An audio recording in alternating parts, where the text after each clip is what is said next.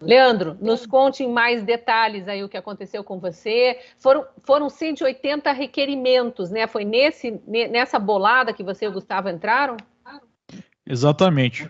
Mas antes disso, né, só para lembrar, nós tivemos a quebra, ao pedido de quebra de sigilo bancário, que foi uma coisa até mais grave do que aconteceu com a gente, pelo menos até aqui, de uma série de publicações de direita ou que não são alinhados à esquerda, entre elas Brasil Paralelo e Senso em Comum, Conexão Política, onde, pasmem, né, o requerimento era igual para todos e se referia a uma pessoa, a uma outra pessoa, né? Ou seja, é uma clara ilegalidade, porque a Constituição define que a CPI tem poder para quebrar sigilos, isso ninguém discute. Só que, para quebrar o sigilo, ou pedir a quebra de sigilo de alguém, a CPI precisa justificar. Você não pode quebrar o sigilo de alguém só porque esse alguém é um opositor, só porque você não gosta desse alguém, né? Isso está fora da lei. O próprio STF já definiu isso em jurisprudência consolidada.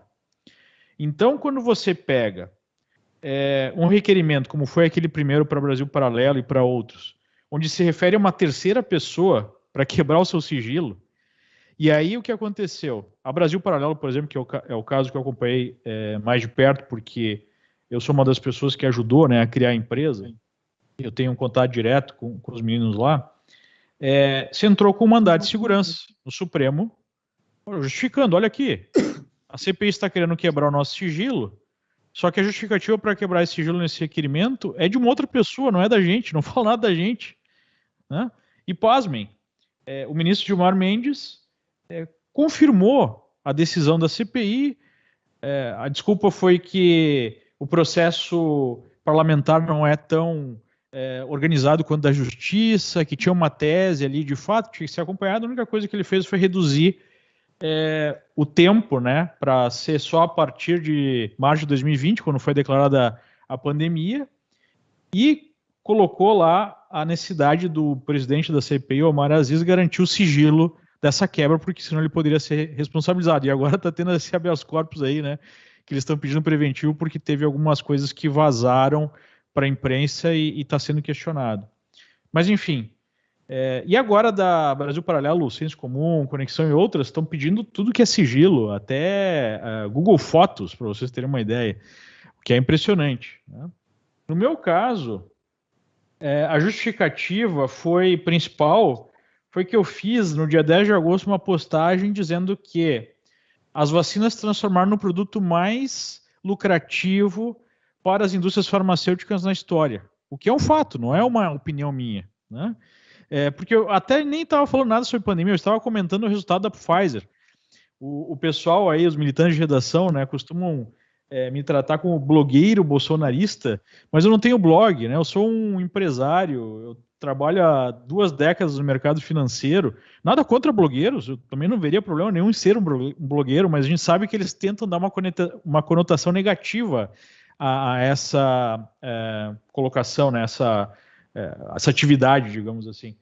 Mas, então, para mim, como os requerimentos também são muito parecidos, e são usados esses argumentos estranhos, me faz crer que se pegou uma lista e se buscou posts meio genéricos para tentar justificar essa quebra, né? E a gente tem que pensar o seguinte, o que uma CPI faz? Nesse caso, a CPI tem que cumprir o objeto. Qual é que é o objeto? Investigar as ações e omissões do governo federal na pandemia. E a pergunta é, o que eu tenho a ver com o governo federal? Eu não trabalho no governo federal, eu não tenho contato com o governo federal, o Gustavo acredito que também não trabalha no governo federal. Então, o que tem a ver pessoas como nós dando opiniões sobre a pandemia, né? Mesmo se eu fosse contra a vacina, isso seria uma opinião minha, né? Mesmo se eu fosse contra qualquer medida, isso é uma opinião minha, eu tenho direito a dar uma opinião, ou não tenho mais direito a dar uma opinião. Então, basicamente, extrapola completamente qual seria o mandato legal de uma CPI, porque nós não temos absolutamente nada a ver com o governo federal. Ah, mas pode estar recebendo para dar uma opinião. Tem alguma evidência disso? Alguém falou isso? Tem algum sinal disso? Né? para minimamente justificar essa medida? Não. Então, infelizmente, a única conclusão que a gente pode chegar é que o fim é político. Isso fere a liberdade de expressão. Isso, de alguma forma, acaba gerando medo das pessoas falarem, né? Porque aí elas sabem que elas podem sofrer algum tipo de medida nesse sentido. E a gente vê esse processo acontecendo de diferentes órgãos, e todos eles ligados aí ao Estado, de uma forma ou outra, né? Seja da Justiça, seja da Justiça Eleitoral, seja do próprio Congresso, né? No caso da CPI é o Congresso, seja até da polícia. Quando isso começa a acontecer, e nós percebemos claramente que o único alvo, os únicos alvos desse tipo de medida são aquelas pessoas que têm um viés específico, no nosso caso nós somos conservadores, passa claramente, né, a ideia que há uma ação coordenada, como eles gostam de falar, só que se referindo a nós, né, para calar um espectro ideológico específico.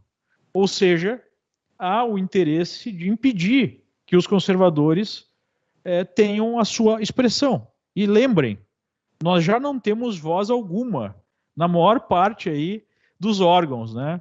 A gente não tem voz na imprensa tradicional, a gente não tem voz nas universidades, nas escolas, a gente não tem voz no setor cultural, né? A cultura é praticamente toda dominada pela esquerda, a gente não tem voz em ONGs, as ONGs quase todas são controladas pela esquerda, tem financiamento, né, até internacional da esquerda.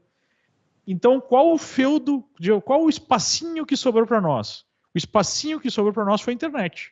E na internet, como é mais livre, como são as pessoas que definem o que elas querem ver, é que nós temos mais público, porque as pessoas querem ver, são as pessoas que escolhem nos ouvir, né? Então, nesse único espaço que nós temos para oferecer as nossas ideias, é que nós prosperamos. E aí, não, mas não pode. O conservador não pode ter espaço político. Então nós vamos tirar todo o espaço político. Nós vamos tirar através do assassinato de reputação, porque agora alguém pode escrever Leandro Ruschel, investigado pela CPI por, sei lá, mentir, ou até ser um genocida, né? As mentiras que matam pessoas. Isso é uma coisa muito séria você falar, né? Imagina uma acusação dessa.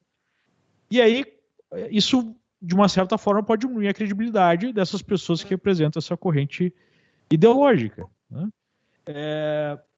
Qual é o perigo disso? E aí tem muitas pessoas que não gostam do presidente, ou não gostam dos conservadores, falam, não, deixa essa galera, eu não gosto mesmo, eu sou contra eles têm mais que se ralar. O problema disso, se você é um dos que pensa dessa forma, é que num determinado momento que você aceita a perda da liberdade, você aceita o arbítrio, você aceita que seja rasgado devido ao processo legal, o próximo a ser perseguido pode ser você. Na história humana, isso foi o que aconteceu. Porque sempre vai ter um que é mais puro na corrente que está defendendo, que vai dizer, não, mas esse sujeito da nossa corrente não é puro o suficiente, então a gente tem que calar ele também. E depois calar o outro, e depois calar o outro, até ficar só aquele clubinho específico que pode ter a liberdade de se expressar, né? Em todos os lugares aconteceu isso. Na Venezuela aconteceu isso. Para falar num caso mais recente, na Argentina está acontecendo isso, né? Na Revolução Francesa aconteceu isso, na Revolução Russa aconteceu isso, na Revolução Chinesa aconteceu isso. Em todos os lugares onde se destruiu a liberdade de expressão e se abriu mão do devido processo legal, sempre aquele que eventualmente apoiou acabou se dando mal, né? Então isso não é mais um caso de defesa de Bolsonaro ou até defesa do próprio conservadorismo. Isso é um caso de defesa de direitos constitucionais básicos, que se nós perdermos, vai ser muito difícil de recuperar, outra coisa que a história nos provou, né?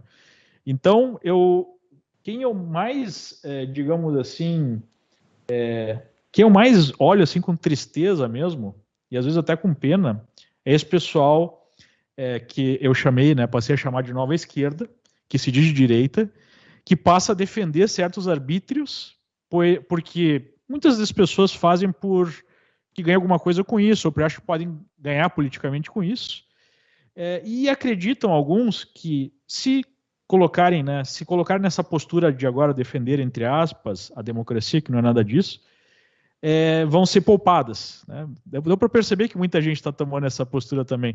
Não, meu amigo, você não vai ser poupado, você vai ser o segundo da lista, né? Então, muito cuidado, esse é um momento muito sério da história brasileira, talvez o mais grave da nossa história, porque nós podemos, sim, perder as nossas liberdades, e a principal delas é a liberdade de expressão. Se a gente perde a liberdade de expressão, as outras vão ser perdidas em questão de tempo.